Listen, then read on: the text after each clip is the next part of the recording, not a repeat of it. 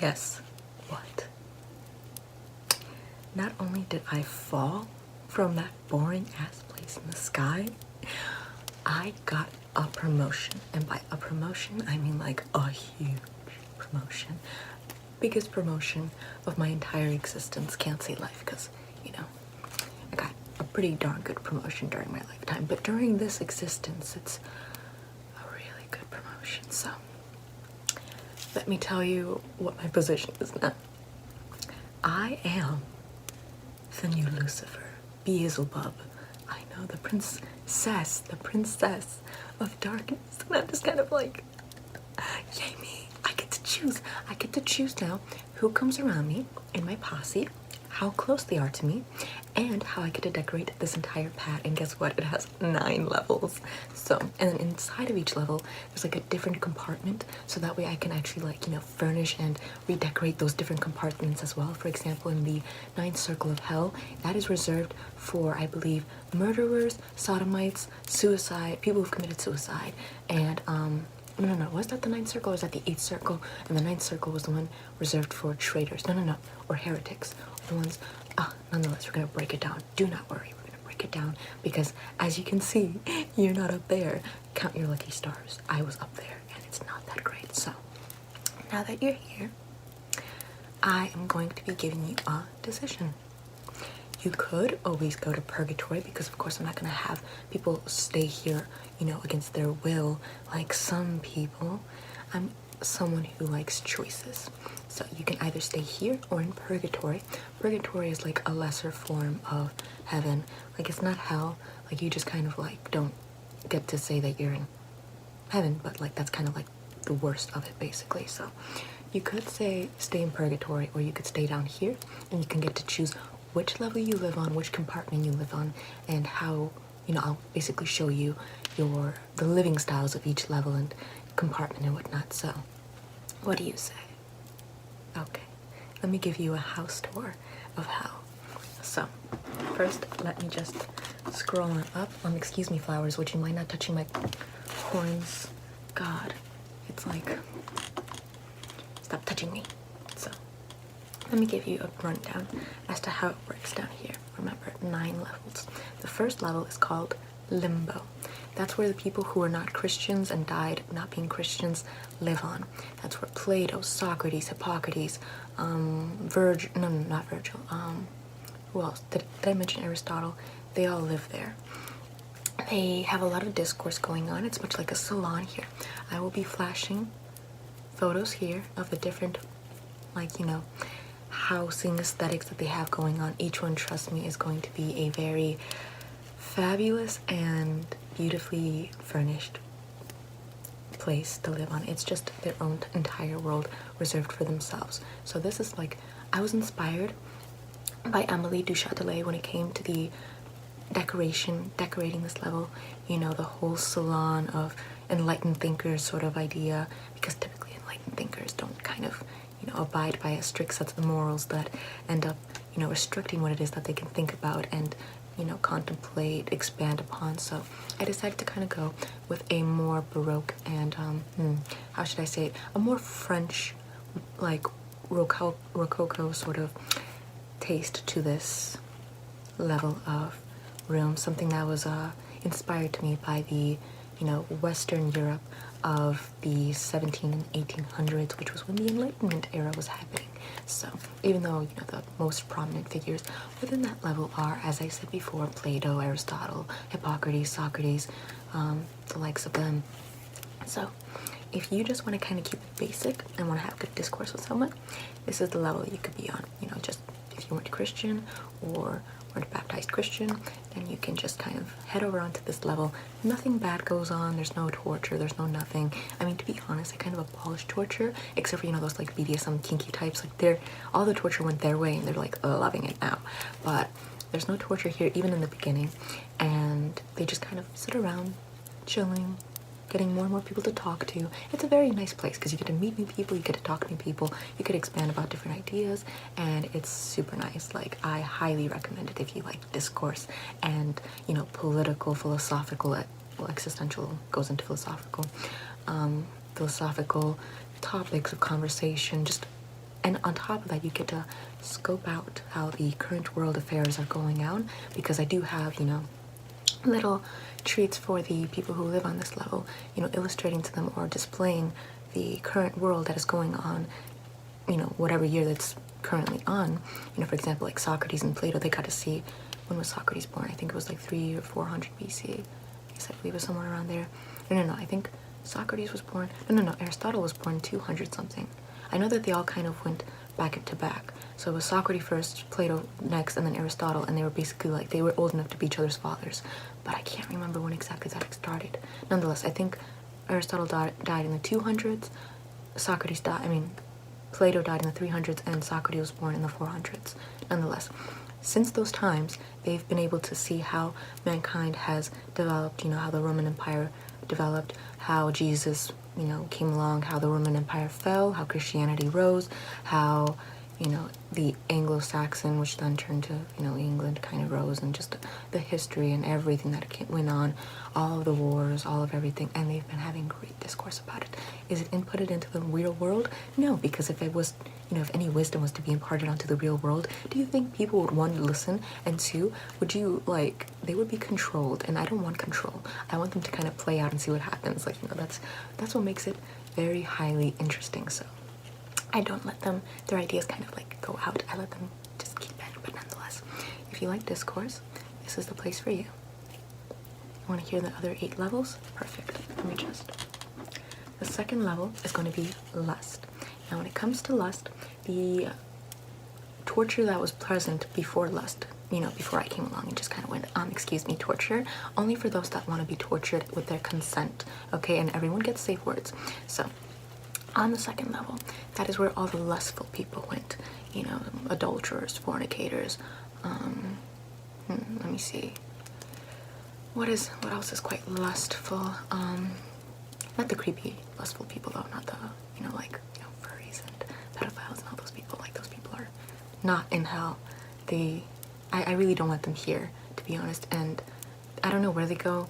I know that some of them, like, you know, just, you know, they get murdered wherever they go, so, or just brutally, so it's like, I don't want them here. Like, excuse me, this is supposed to be a swell pad, you're not, go away now.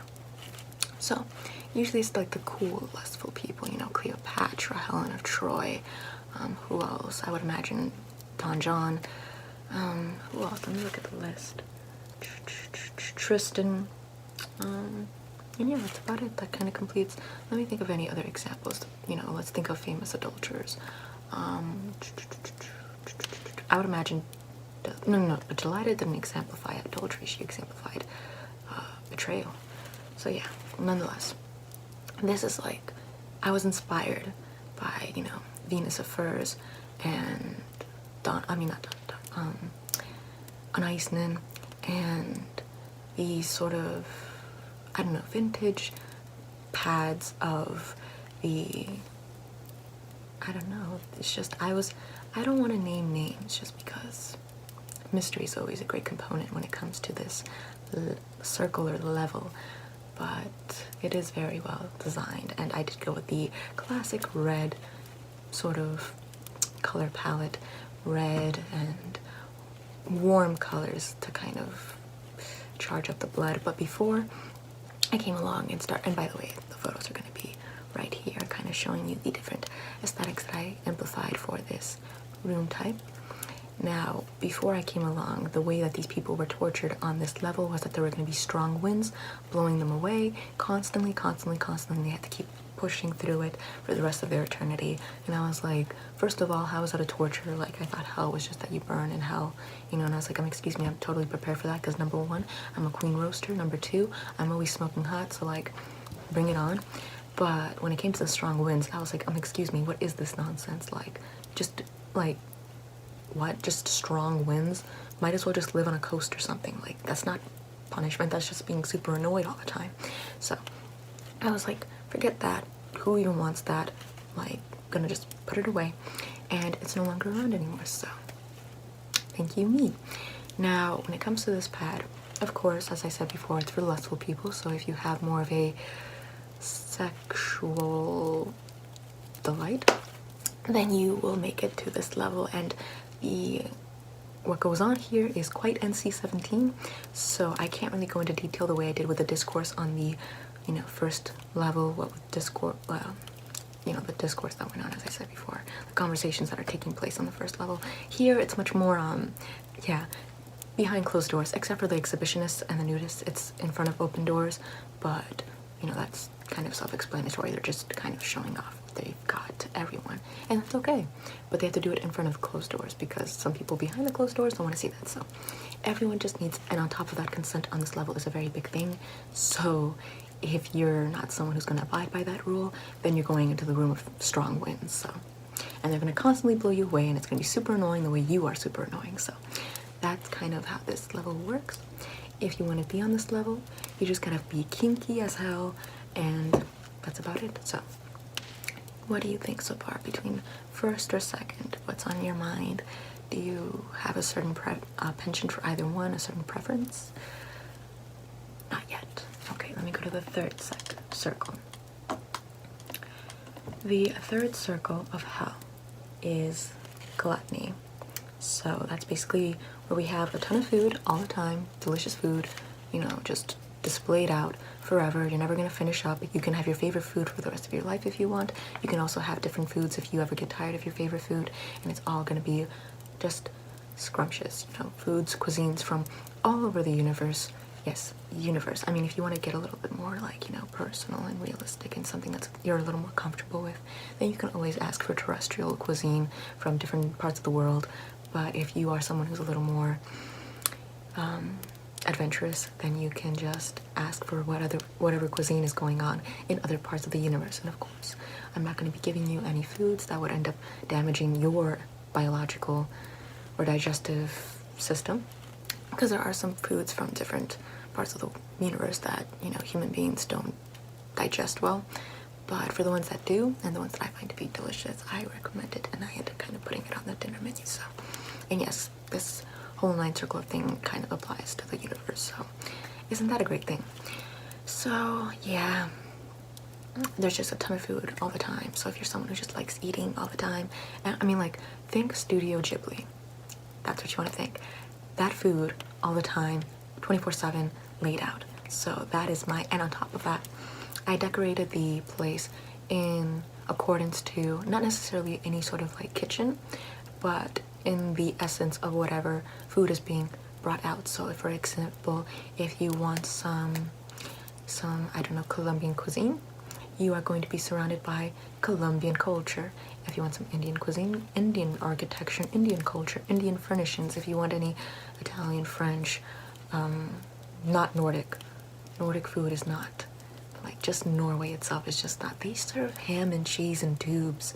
That's just, sorry, that's not cuisine. That's just disgusting. So what other countries? Or, no, not countries, because continents themselves is just like you're overlooking a bunch of food. Asian cuisine as well. So depending on the place is decorated as such. So I will be flashing some examples up here, but it won't cover everything because it is so dynamic and eclectic. So the people that are there are typically people who are a little more on the heavier side. Mama Cass is here. Who else? Marlon Brando. Marlon Brando loves this. I mean, Marlon Brando could have gone to the second circle considering how he had 17 children, but with different women. But not to mention all of the other different affairs that he had that didn't result in children. But obviously, Marlon Brando's gonna choose the third circle where there's a ton of food all the time, and he's just like sitting there, and he's just fabulous. On top of that, you don't get fat on that level. Like, you don't get to Marlon Brando's obese point, unless of course you like the more thick look. Then you can kind of have that liberty. But like, you know, Marlon Brando's wheelchair-bound look of being overweight is not the case.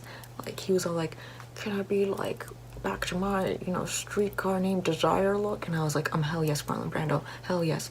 Boom, you're back to being the Streetcar Named Desire look. And let me just flash a photo of him like this. There we go. He is honestly just like, does this not make hell worth living? Like, just that photo would turn the third circle of hell into the second circle of hell. So yeah, he's a popular member on this floor for good reason. So that is third circle of hell. So does this by chance pique your interest? Okay, you want to keep, okay, let's just keep looking through it. At the end, I will be telling you the different prices of each level, what exactly you need to do and whatnot, and we'll make a decision based on that. Once again, this is not a permanent thing. If you decide that you want to move from one circle of hell to another circle of hell, then you can feel free to do so. You just kind of have to live there as a, you know, temporarily, and then with time, I can kind of grant you more of a citizenship within that level of hell. But it's more of a process, just to make sure that whatever place you're going to is something that you would feel is more your characteristic. You won't, it's not a final locked or, you know, permanent decision on your end. So we just want to kind of keep it cool, but also kind of keep organized and whatnot. So I keep everything locked into my computer, all of the information on my computer, and it's a great computer too because we're in house, so like, and I'm going to add your notes and your details into my computer at the end as well. So that's what's going to be happening. Now the fourth circle of hell. The fourth circle of hell is reserved for greedy people.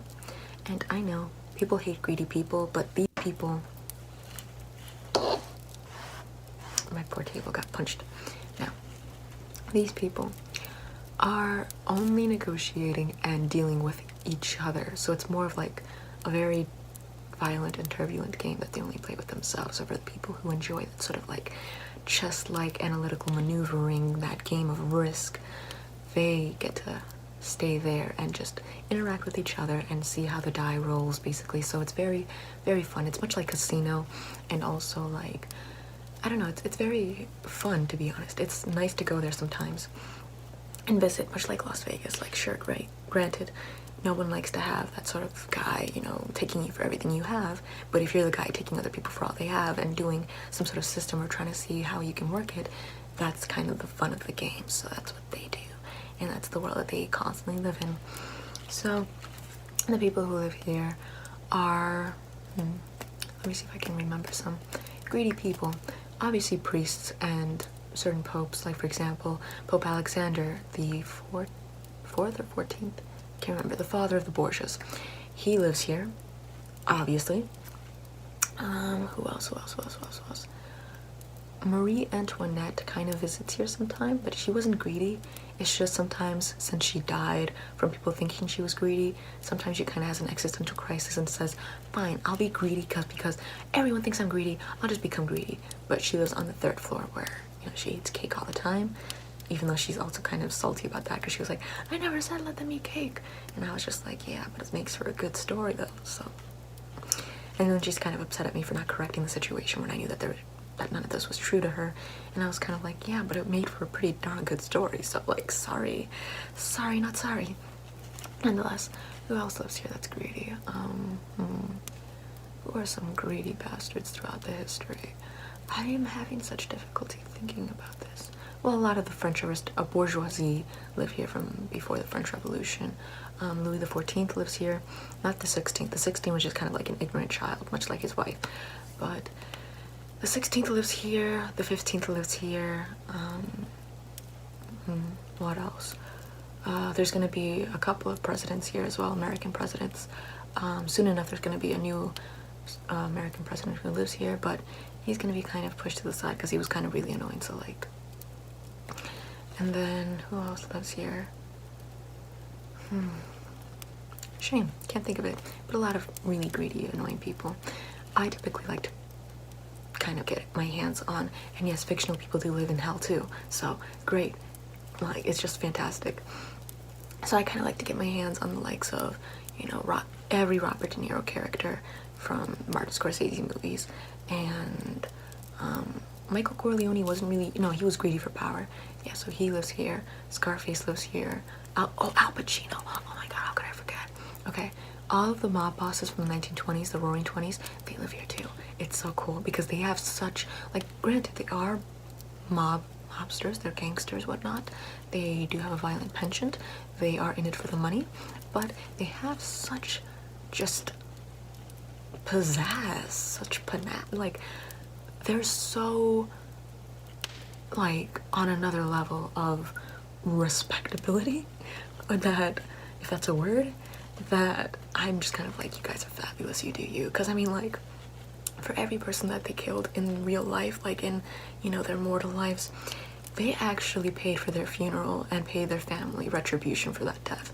And I'm like, granted, you did kill them, but at the same time, who else does that? So it's just, he's just fabulous. So I love sitting down with Al Pacino and being like, listen, let's talk.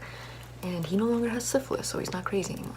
There is a lot of casinos that go on, and a lot of, you know, Wall Street type business. Think American Psycho, think Wolf of Wall Street. A lot of that sort of vibe goes down there as well. So it is quite fun to stay at, but not to live in unless you have the right greedy temperament, of course. Now, I don't imagine that you'd want to stay here because not very many people have that disposition. You're keeping it in the cards. Okay, no judgment. Now, the fifth, to also go over the way that the people were tortured. In the second layer of hell, the people in that layer had to push I believe it was pushing a ball back. No, that was the second layer. The second layer, strong winds. Third layer was slush. Slush. Yeah, the third layer of people, the gluttons, before they were having to stand and live within slush all the time, they were just constantly there, like, you know, basically living in a sand trap for the rest of their eternity, which is obviously very annoying. Like, all of these punishments are more annoying than painful. Like, it's just like, oh, really? I have to live this way forever? I mean, it's not like any sort of, what's his face? The one that was, he gave mankind, I think, the gift of, and some sort of independent gift, and he ended up having to be strapped onto a boulder, and a vulture consistently pecks out his liver, and his liver regenerates every night, only to have the vulture eat his liver out again. But what was his name? Prometheus, I think it was. I think it was Prometheus, don't quote me. So, the greedy ones are the ones that need to push back a ball all the time. And then, yeah, so they push back like a boulder up a mountain all the time, just like a huge boulder. They're consistently pushing it back or up a mountain, and then they just have to consistently do that because the mountain never ends.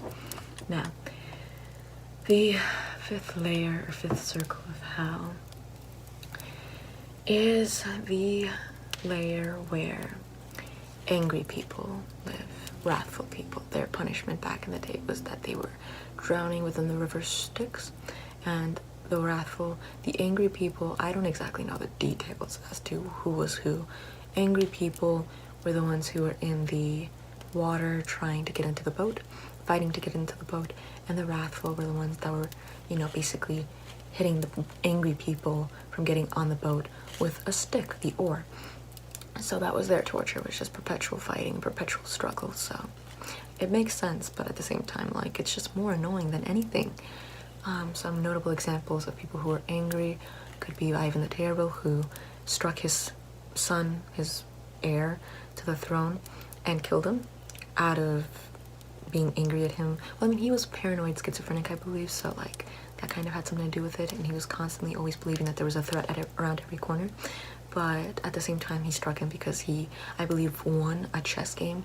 So his son won the chess game, so he ended up striking him and he died. And then, and once again, all the photos of the furniture and furnishings of each layer are going to be right here. Who else is an example of rage?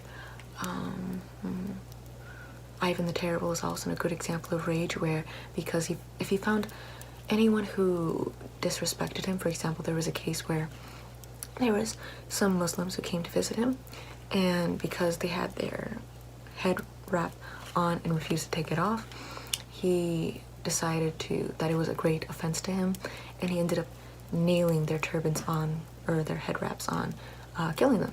So he's also here too. And who else was a rage? I guess Henry VIII could also be here too, just because he killed so many people out of feeling betrayed. Like, like, people like him kind of annoy me, so I'm thinking about kicking him out, but like a lot of people are fascinated by Henry VIII, so I'm like, I'll keep him in just because, but like this layer of like hell is really annoying, hence why I didn't really furnish it all that well, because I'm like, all of you people need to take a chill pill. Like, you're super annoying god. Like, the torture in this system didn't really change, to be honest. Like, I didn't really do all that much. I just added a little more decoration, a little more pizzazz, but that was just for me. It wasn't for them. So like they were really annoying in my opinion. Like Henry VIII, like he was all like, oh, my second wife is not giving me a son. I'm gonna kill her and accuse her of so many things so that way I feel better about myself. And I'm like, go kill yourself, Henry VIII. Honestly, just kill yourself. And then his fifth wife, Catherine Parr, who was like a 16-year-old when he married her, and he was all like, you know, old as balls by the time he married her, with a gangrenous leg, fat as hell. Like, you're gonna marry this beautiful 16-year-old girl looking the way you do. Honestly, do you have no compassion? So he ended up marrying her, and then because she wasn't a virgin upon marrying him, which was required by law, like every, you know, queen who married a king had to be a virgin, she was executed afterwards when they found out. Like, she didn't even cheat on him. Like, granted, she could have cheated on him with the flirtation that she had going on, but like, she didn't even cheat on him like during the marriage. She just wasn't a virgin when they married, and because of that, he killed her. He cut her head off with an axe. Like, at least the second wife got a sword. He killed her with an axe. This guy was just and then he was planning on killing his sixth wife too for having different political opinions than him. And I'm like, what are you on? So anyways, this level is super annoying. Listen, I wouldn't even like, this is more like a punishment level, to be honest. Like, I don't even like people here, to be honest.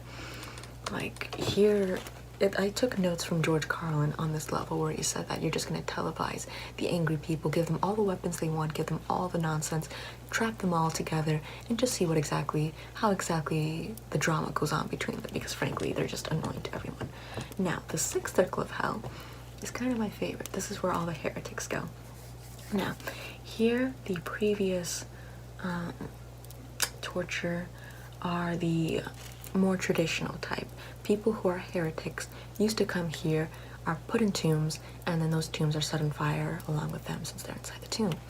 Now, I was just kind of like, listen, that's not gonna happen anymore. So when it comes to the heretics, I feel like that goes a lot along with the first circle of hell, where there's a lot of discourse going on.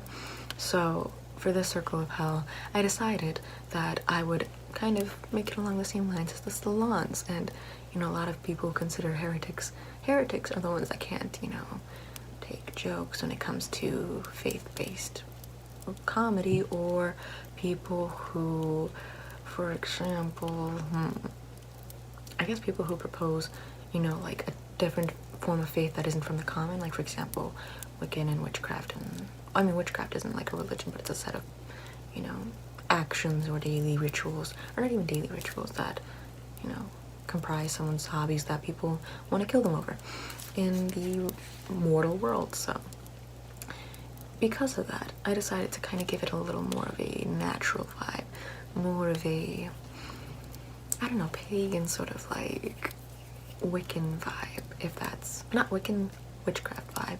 So there's a lot of I don't know, it's like crystal balls, fairies all around, like statues of fairies, statues of dragons, a lot of different astrological symbols going on here. There's gonna be some photos of it. It's very much beautiful. Like, I'm very fascinated by it. It's gorgeous. So I think I'm very proud of it. Some notable examples of people who live here are, let's see, heretics.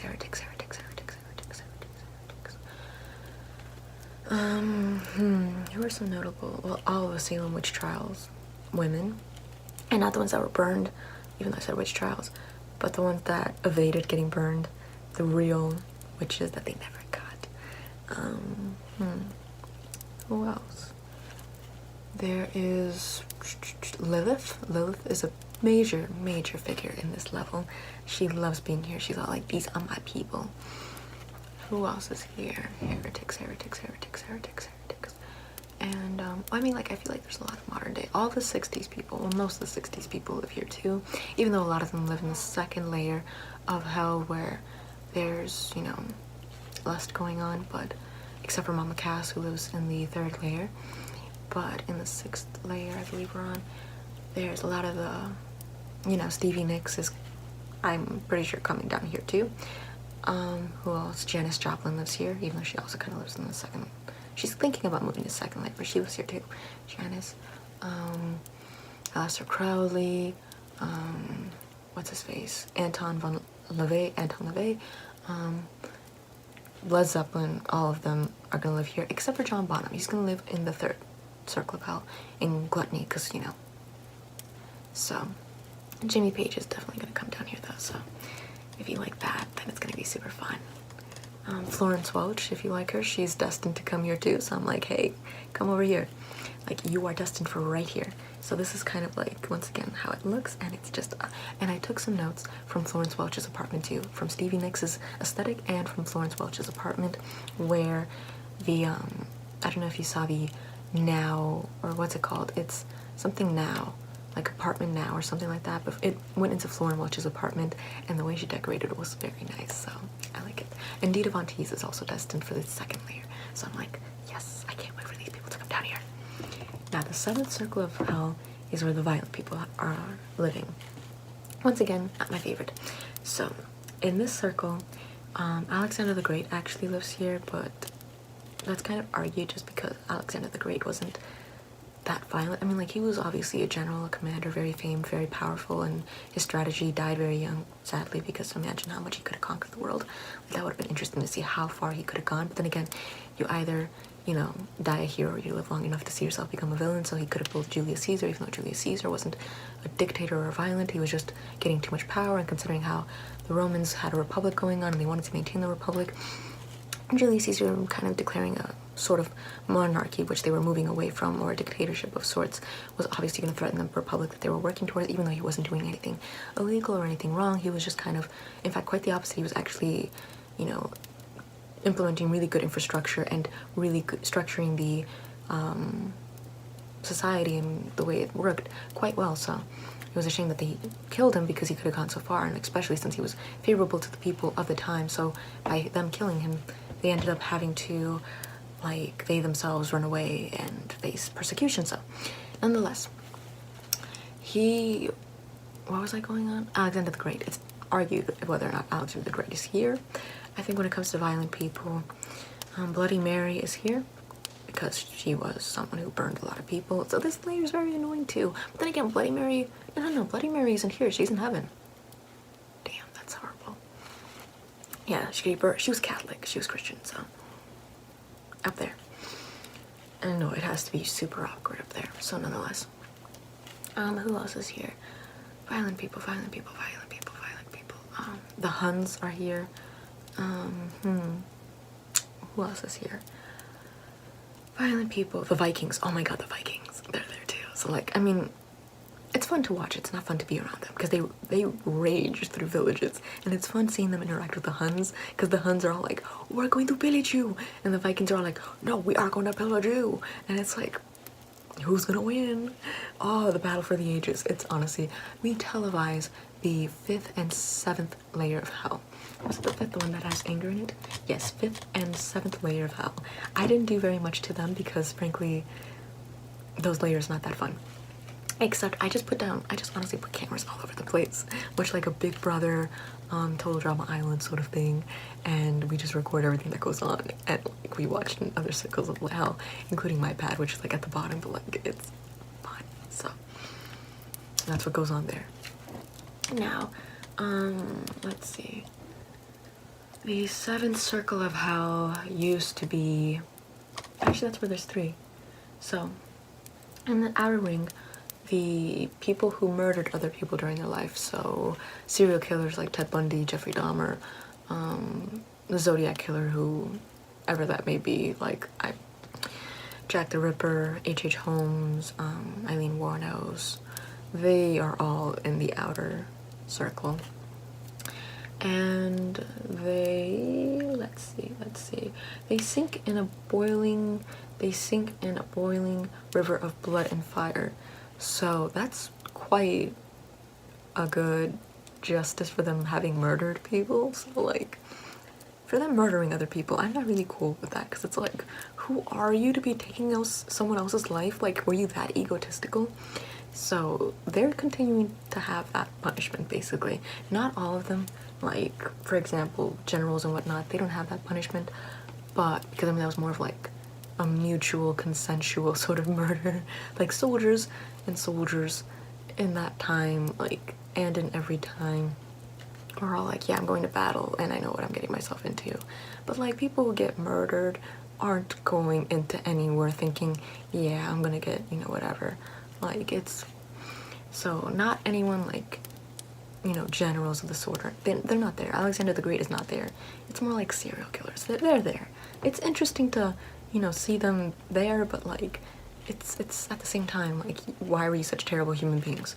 So the boiling blood and fire is still in play. Let's see.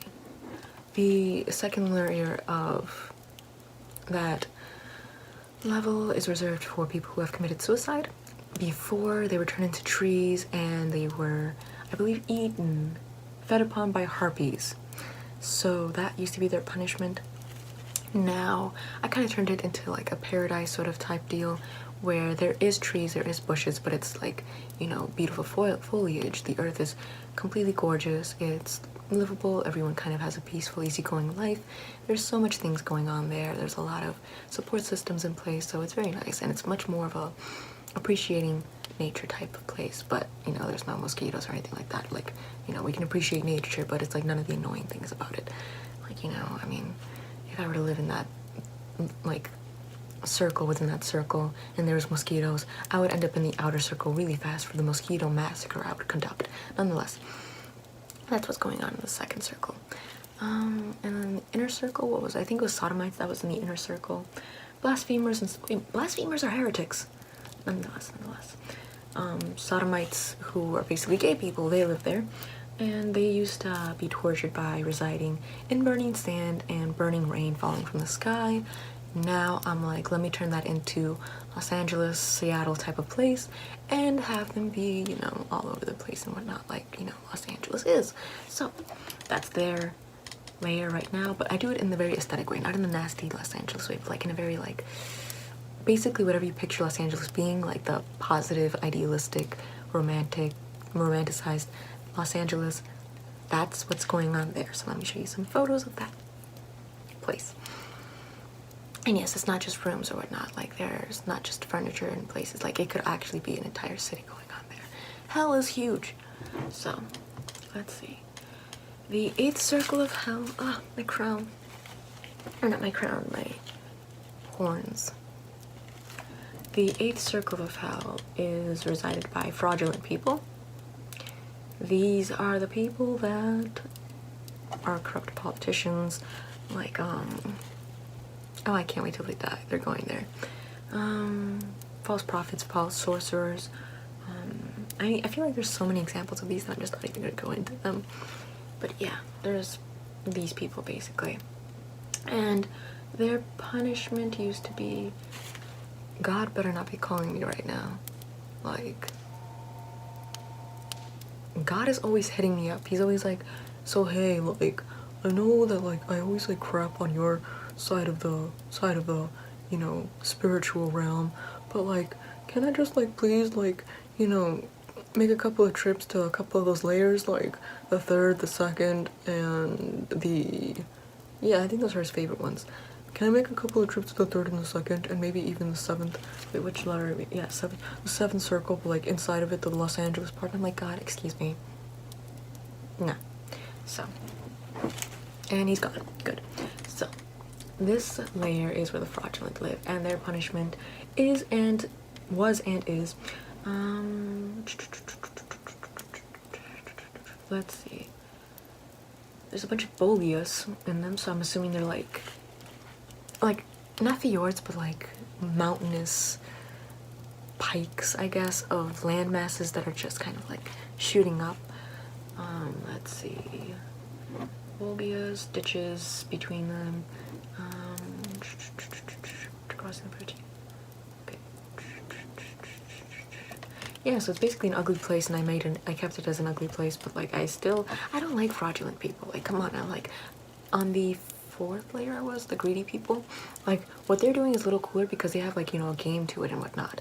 But like when it comes to the 8th level, I'm like, you guys actually screwed people over. Like, no, like I'm gonna screw you over. You're stuck on this platform, on this tiny little platform. Sorry. Now when it comes to the 9th circle of hell, let's see.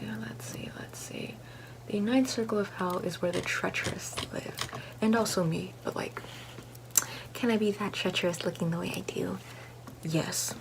So this is where the betrayers or severe sinners live in. It is made up of different rounds, like the seventh circle of hell, where there was, you know, the boiling blood, and then the paradise, you know, that used to be where people turned into trees and were eaten by harpies, and then the inner circle, where that used to be burning sand and burning fire, but now it is Los Angeles. So this is flowers, would you mind? But then again, I do like the flowers in my hair. It's like so nice. Nonetheless, get off of me. Nonetheless, this is 4 rounds. Are in a frozen. Okay, so all of them are in a frozen lake, icy lake, and those that committed an even more severe sin are deeper within the frozen lake. So I mean, like, if it's still frozen, like, how frozen can you get? Like, how cold can you put? Like, you get to a point where cold is just hot. So like, how exactly does that work? Like, are they just not all equally cold? Let's see. Usually 4. Okay, so round 1 is called Cana, which was named after Cain, who was the guy, obviously, who killed his brother Abel out of jealousy. And then the second round is named Antenora after Antenor of Troy. And then the third round is Ptolemaea after Ptolemy.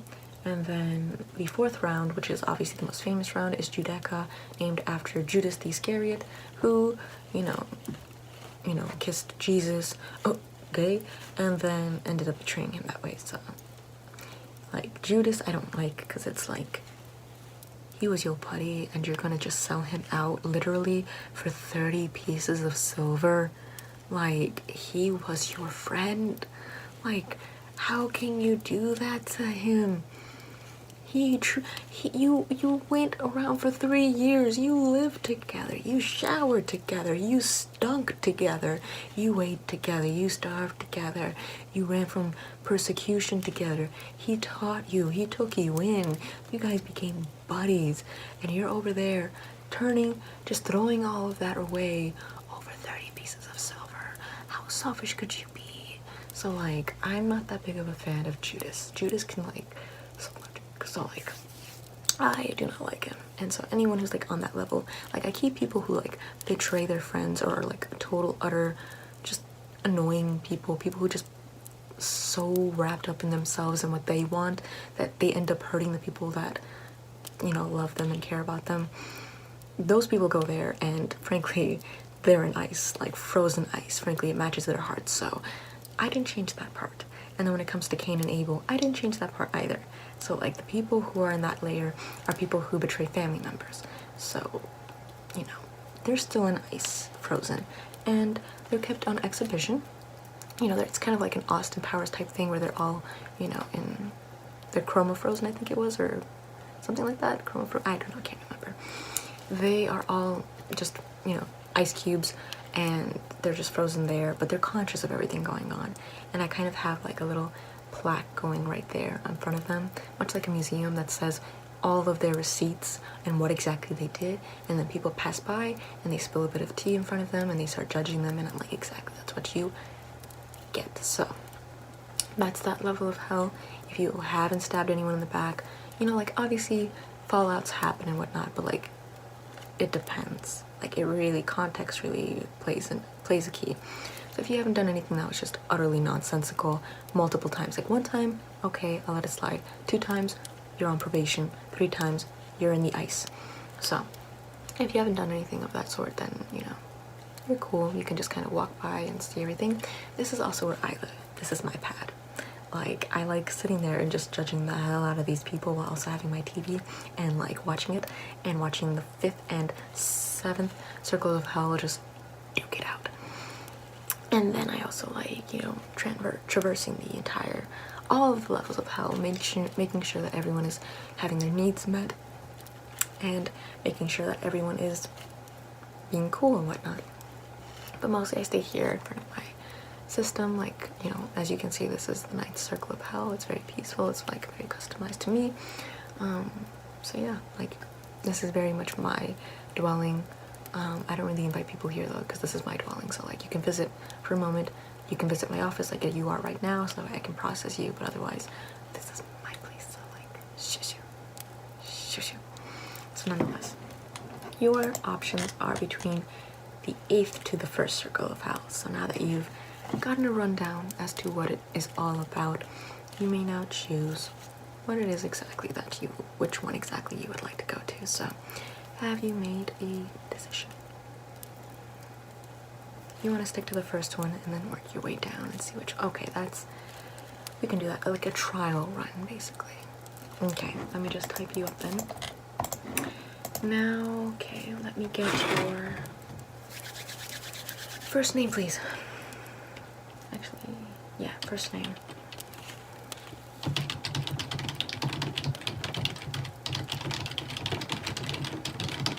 Okay. And now, may I have your birthday, please?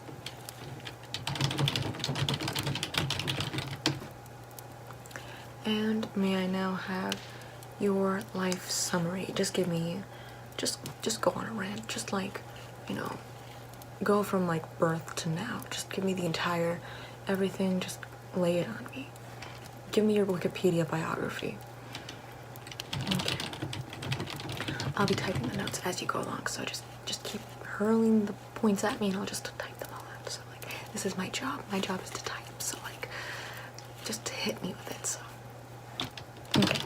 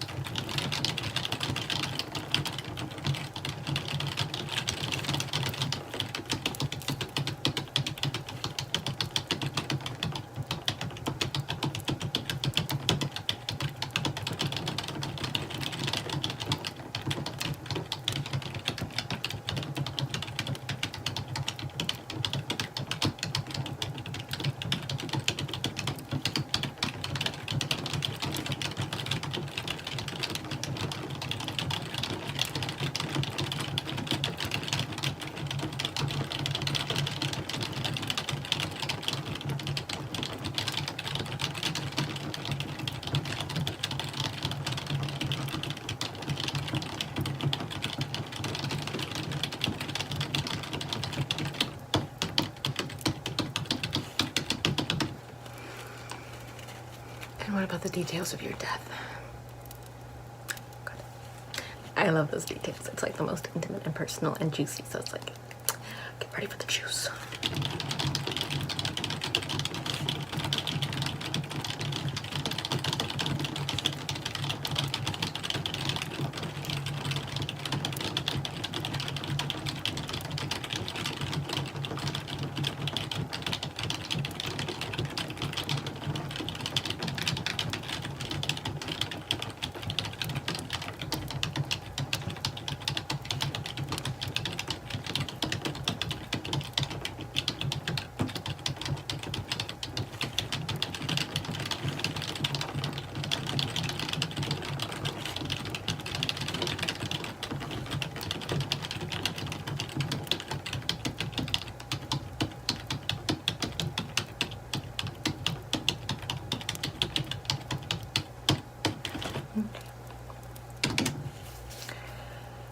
that we have your entire life biography, I can kind of look over it, analyze it a couple of times, and see which one I think you would be best suited for. Of course, I'm gonna still let you go through all the layers that you want, but in the sense of me kind of giving you a suggestion, I'll give you my suggestion in the end and be like, listen, in my personal opinion, I think you would be best suited for this layer.